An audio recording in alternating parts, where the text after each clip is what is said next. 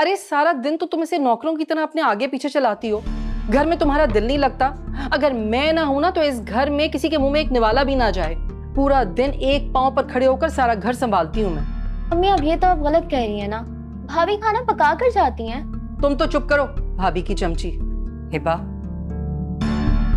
समझाया था ना तुम्हें कि मत करो लव मैरिज, नहीं समझ ही नहीं आ रही थी। शादी करूंगा बड़े ओहदे पे काम करने वाली लड़की से।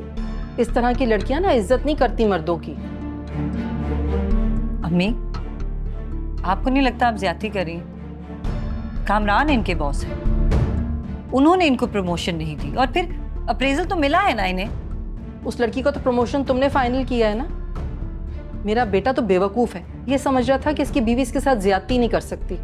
अरे तुम तो चाहती नहीं हो कि इसे प्रमोशन मिले, क्योंकि फिर ये जीएम बन जाएगा कुछ सालों में, तुम्हारे बराबर आ जाएगा और ये तुमसे बर्दाश्त नहीं होगा क्योंकि तुम्हारी तो अपनी इनसिक्योरिटीज हैं। आपकी कितनी गलत सोच है अम्मी।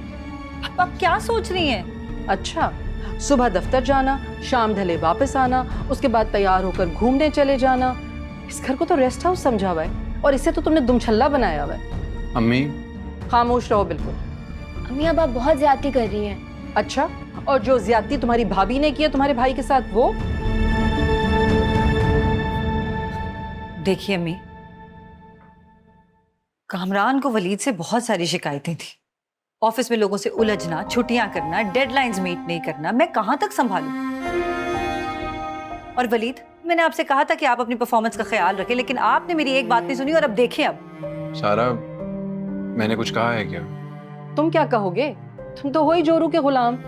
देख लेना एक दिन ये लड़की तुम्हारी नौकरी छुड़वाएगी, फिर तुम ना जूतियां चटखाते फिरोगे सारे शहर में नौकरी के लिए। अम्मी, आप कैसे कर लेती हैं ऐसी बातें? आप तो बस दुआएं देने पे उतर आई हैं। अनबिलीवेबल यार। सारा, ये देखा रवैया इसका, देख रही हो? नहीं वैसे हद करती हैं आप। तुम अपने काम से काम रखो बीबी, छोटी हो छोटी रहो।